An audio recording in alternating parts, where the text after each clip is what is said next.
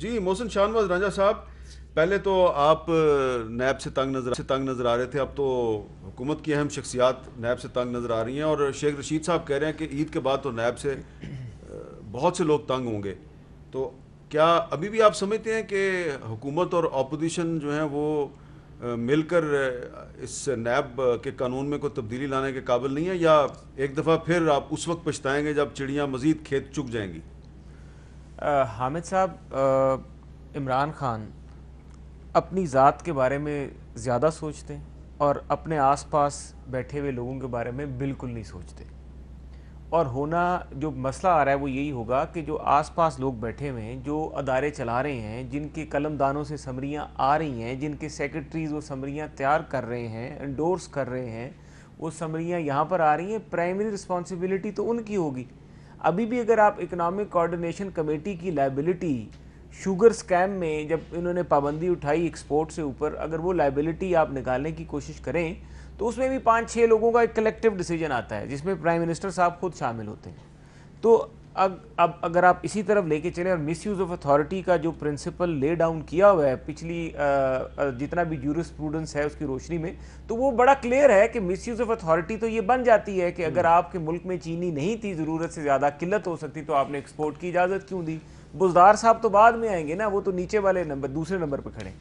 اسی طرح ان کے جتنے بھی وزراء ہیں، میں تو کہتا ہوں کہ مسلم لیگ نون ہمیں یہ نہیں کہنا چاہیے کہ ہم نے اپنا بھگت لیا اور آگے والے بھگتیں گے. نہیں، یہ مس یوز آف اتھارٹی اور نیب کا جو میڈیم ہے کہ ایسا میڈیم ہے جس سے سیاسی وفاداریاں ماضی میں بھی چینج کرائی گئی ہیں اور مستقبل میں بھی چینج کرائے جانے کا خطرہ ہے. لیکن اگر یہ بات وزیر اعظم کو سمجھ آ جائے، وزیر اعظم کے کابینہ میں بیٹھے ہوئے لوگوں کو تو یہ چیز سمجھ آ گئی ہے، لیکن وزیر اعظم صاحب کو یہ بات ابھی تک سمجھ نہیں آ رہی، جن کو یہ سمجھنے کی ضرورت ہے کہ نیب اگر آج میں اپنے سیاسی مخالفین کے لیے استعمال کروں گا تو کل یہی نیب جو ہے میری پارٹی اور میرے خلاف بھی استعمال کی جائے گی. یعنی کہ کل کو اگر آپ کی حکومت آ جاتی ہے، خدا نہ خواستہ، اللہ کرے انشاءاللہ، یا اللہ آپ کی زبان مبارک کرے، انشاءاللہ یا خدا نہ زبان خواستہ، مبارک کرے. میں دونوں پوائنٹ آف ویو دے رہا ہوں. دیکھیں ہمارا تو اس کا جمہوریہ، مطلب ہے کہ آپ نیب کو استعمال کریں گے پاکستان تحریک انصاف کے لوگوں کی وفاداریاں تبدیل کرنے کے لیے؟ دیکھیں میں نواز شریف صاحب نے پچھلے دور حکومت میں اس چیز کو بڑا ڈسکریج کیا، اور نیب کی آپ دیکھ لیں پرفارمنس، کتنے لوگوں کے خلاف کارروائیاں ہوئیں. پیپلز پارٹی کے ہمارے دوستوں کے گلے آئے، شکوے آئے، لیکن کوئی اس طرح سے ہم نے ایک آن سلاٹ نہیں شروع کیا سیاستدانوں کے خلاف. میں نے خدا نہ خواستہ پتہ کیوں کہا تھا؟ کیونکہ پھر وہی ہوتا ہے جو پھر نواز شریف صاحب کے ساتھ ہوا. جی میں نے ایک لفظ یوز کیا، اگر آپ دیکھیں عامر صاحب، کہ ہمیں یہ نہیں کہنا چاہیے کہ ہم یہ بھگت چکے ہیں اور آگے آنے والے بھگتیں گے. میں نے کہا کہ یہ نہیں ہونی چاہیے سوچ. ہماری سوچ یہ ہونی چاہیے کہ جو ہم نے دیکھا، جو برے چیز سے ہم گزرے، ہمارے دشمن بھی نہ گزرے. سعید غنی صاحب، آپ کو کیا لگ رہا ہے کہ کل تک صرف مسلم لیگ نون اور پیپلز پارٹی کہہ رہی تھی کہ یہ نیب جو ہے یہ پولیٹیکل وکٹمائزیشن کرتا ہے، اب تو وہی بات جو ہے وہ چودھری شجاعت حسین صاحب اور پرویز لائی صاحب کہہ رہے ہیں، طارق بشیر چیمہ صاحب کہہ رہے ہیں کہ یہ پولیٹیکل انجینئرنگ کا ادارہ ہے. تو اب آپ لوگ اس کو انجوائے کر رہے ہیں، ان کی چیخو پکار کو، یا آپ کو افسوس ہو رہا ہے؟ میرے صاحب، ایک تو میں سمجھتا ہوں کہ پیپلز پارٹی 2008 سے لے کر آج تک اپنے ایک ہی موقع پر قائم ہے کہ نیب کا قانون ٹھیک نہیں ہے، اس کو ختم ہونا چاہیے. باقی جماعتوں نے شاید بیچ میں دیکھا کہ اگر کسی اور کو رگڑا لگ رہا ہے تو وہ چپ ہو گئے، کبھی تعریف کرتے رہے، کبھی ڈیفینڈ کرتے رہے. ابھی بھی آپ کو یاد ہوگا کہ آصف علی زرداری صاحب نے جب یہ کہا تھا کہ یا تو نیب چلے گی یا پھر یہ معیشت چلے گی، تو لوگوں نے اس وقت بھی، ہمارے علی محمد خان جیسے دوستوں نے بڑا اس پہ اعتراض اٹھایا ہوگا. لیکن پھر آپ نے دیکھا کہ اسی حکومت نے نیب کے اختیارات کم کرنے کے لیے ایک آرڈیننس جاری کیا، اسی حکومت نے. اور ہم یہی بات سمجھتے ہیں کہ اس موجودہ نیب کی کارروائیوں کی بنا پر نہ آپ کا ملک چل سکتا ہے، نہ آپ کی نیب چل سکتی ہے. وہ الگ بات ہے کہ کچھ لوگوں کو ایک ذہنی تسکین ضرور ملتی ہوگی کہ جی آدمی میرے خلاف بولتا ہے تو اس کو نیب نے رگڑا لگا دیا، بس اس حد تک جو ہے نیب کام کر رہی ہے.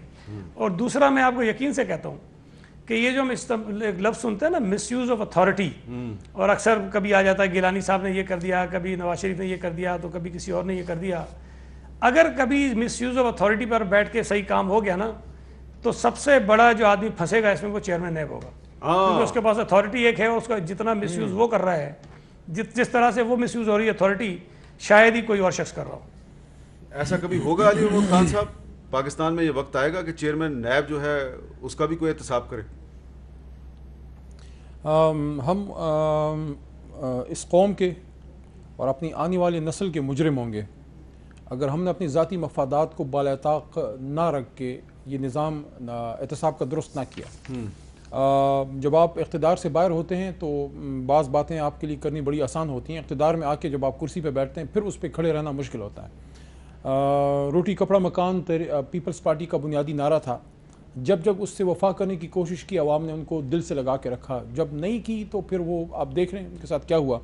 وہ پنجاب جو ان کا ایک طرح سے قلعہ تھا، ان کے میرا جو گاؤں ہے ہاتھیان، وہاں بھٹو صاحب آ کے انہوں نے اسپیچ کی تھی۔ اسی طرح تحریک انصاف 20-24 سال ہم نے ایک چیز اپنے ورکرز کو دی ہے، عوام میں ایک چیز بیچی ہے، وہ احتساب۔ اگر ہم احتساب پہ کمپرومائز خدا نخواستہ کریں گے، میں نے لفظ کیا خدا نخواستہ، ہم اپنی سیاسی قبر خود کھودیں گے۔ اور دوسری بات یہ ہے کہ ٹھیک ہے جن پہ کیس ہوتے ہیں ان کو تکلیف بھی ہوتی ہے، لیکن جینوئن کوشش ہم لوگوں نے کتنی کی ہے یہ ایک سوال ہے۔ اور یہ بھی ایک سوال ہے کہ 30-35 سال جن لوگوں نے اقتدار میں گزرے ہیں انہی سے سوال ہوگا نا، حامد میر سے تو سوال نہیں ہوگا، آپ تو سرکاری دفتر میں نہیں بیٹھے، تو جن سے سوال ہوتا ہے انہی کے ہاتھ میں اختیار ہے اس احتساب کے نظام کو مضبوط کرنا۔ میں نے آج تک کوئی ایسا ملزم حامد میر صاحب نہیں دیکھا جو اپنی گردن میں خود توق نہ لے۔ اچھا، اب میں آخر میں ایک ایسا معاملہ اٹھانے لگا ہوں جو میرے لیے بڑا تکلیف دہ ہے۔ 2 سال پہلے جب مسلم لیگ نون کی حکومت تھی اور وزیر داخلہ تھے احسن اقبال صاحب، ہم نے قائد اعظم یونیورسٹی میں جا کے ایک پروگرام کیا اور اس پروگرام میں بہت سے اسٹوڈنٹس نے وزیر داخلہ کے ساتھ بات چیت کی، اور وزیر داخلہ سے سوال جواب کرنے والوں میں ایک نوجوان تھا، اس نے سوال کیا، اس کو اس کا جواب مل گیا۔ اور ابھی کچھ دن پہلے 2-3 دن پہلے مجھے یہ پتہ چلا ہے کہ ایک تنظیم نے ایک بلوچستان میں عسکری کارروائی کی ذمہ داری قبول کی اور اس میں کہا کہ جی ہمارے یہ جو 2 عسکریت پسند ہیں یہ اس کارروائی میں مارے گئے ہیں، تو ان میں وہ ایک نوجوان بھی شامل تھا جو صرف 2 سال پہلے قائد اعظم یونیورسٹی کا اسٹوڈنٹ تھا اور وزیر داخلہ سے ایک سوال کر رہا تھا۔ تو میں نے یہ مناسب سمجھا کہ آج میں یہ سوال اٹھاؤں کہ یہ نوجوان جو ہے یہ عسکریت پسند کیسے بنا اور ایک کالعدم تنظیم کے ساتھ اس کا تعلق کیسے قائم ہوا۔ اس نوجوان نے صرف 2 سال پہلے ہمارے پروگرام میں وزیر داخلہ سے کیا بات کی تھی، ذرا سنیں۔ کوڈیک بھی تھا، سندک بھی تھا، صوبی میں گیس بھی نکلا۔ یہ سارے پروجیکٹس بلوچستان اور بلوچستان کے لوگوں کو فیٹ چینج نہیں کر پائے۔ How can CPEC can change our fate? Second,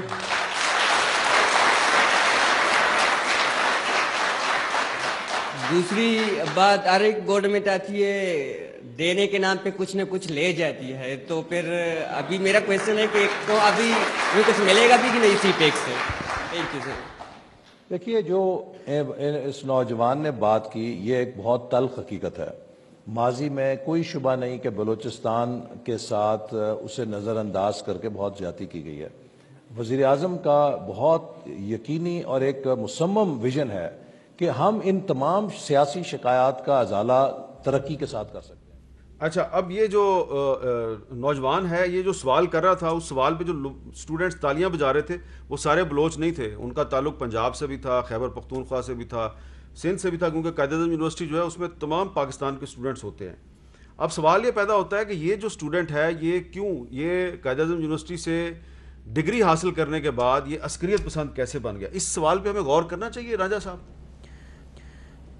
سر میں حامد صاحب ایک بات بڑی اہم ہے، پاکستان کا آج کا نوجوان پاکستان کا وہ نوجوان نہیں ہے جو آج سے 20 یا 25 سال پہلے تھا۔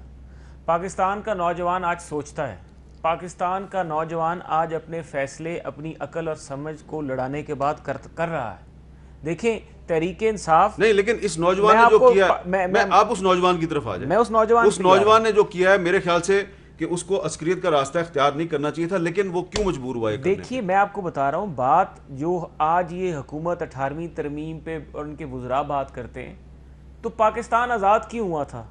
اگر آپ پاکستان آزاد ہونے کی بنیادی وجہ دیکھیں کہ یونٹس جو تھے وہ اپنی خود مختاری چاہ رہے تھے۔ قائد اعظم نے، مسلم لیگ نون نے اپنے کئی اجلاسوں میں یونٹس کو ان کی خود مختاری وسائل اپنے ہاتھ میں لے کے اپنے لوگوں پہ خرچنے کی بات کی تھی، اور تب پاکستان اور یہ آزادی کی مہم چلی تھی۔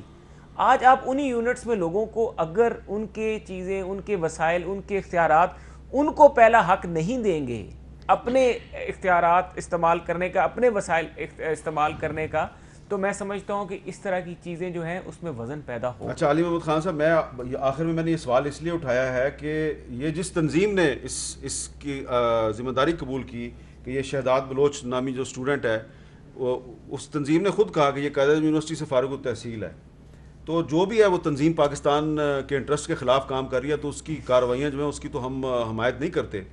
لیکن سوال یہ ہے کہ اس تنظیم کو یہ ایندھن کیسے مل رہا ہے، یہ نوجوان جو ہیں یہ اس تنظیم کے ہاتھ کیسے قابو آتے ہیں؟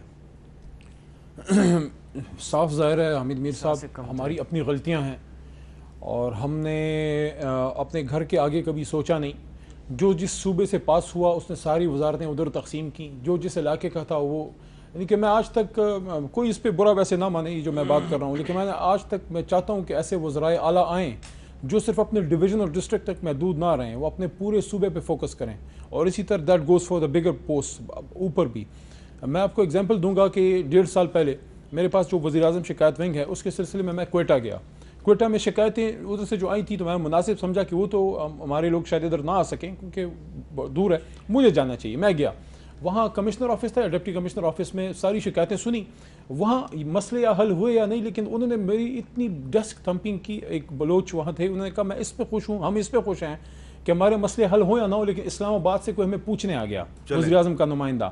تو میں سمجھتا ہوں کہ اگر ہم فوکس کریں، توجہ دیں، تو وہ جو غیر مملکت جو دشمنوں کے پیسوں پہ پلنے والے ادارے ہیں وہ ہمارے بچوں کو ریکروٹ نہیں کر سکیں گے. بہت شکریہ علی محمد خان صاحب، محسن شاہ نواز رانجھا صاحب اور سعید غنی صاحب. اور یہ میں نے جو آخر میں کی بات کی ہے یہ صرف اس لیے کی ہے کہ نوجوان جو ہیں وہ ملک دشمن طاقتوں کے ہاتھوں میں اس وقت کھیلتے ہیں جب آپ ان کو روزگار نہیں دیتے، آپ ان کو ان کے رائٹس نہیں دیتے، تو وہ ان کے ہاتھوں میں چلے جاتے ہیں. اور یہ میں نے مثال آپ کے سامنے دی ہے. مجھے بڑا افسوس ہوا، شوق لگا کہ یہ شہداد بلوچ نامی جو نوجوان تھا 2 سال پہلے قائد اعظم یونیورسٹی میں یہ ہمارے سامنے وزیر داخلہ سے سوال کر رہا تھا، اور اس کے ساتھی اسٹوڈنٹس جو ہیں وہ اس کے سوال کو اپریشیٹ کر رہے تھے. 2 سال کے بعد ایک پاکستان کی دشمن تنظیم نے ذمہ داری قبول کی، ایک کارروائی کی، اور اس کارروائی میں یہ نوجوان جو ہے اپنی جان سے چلا گیا.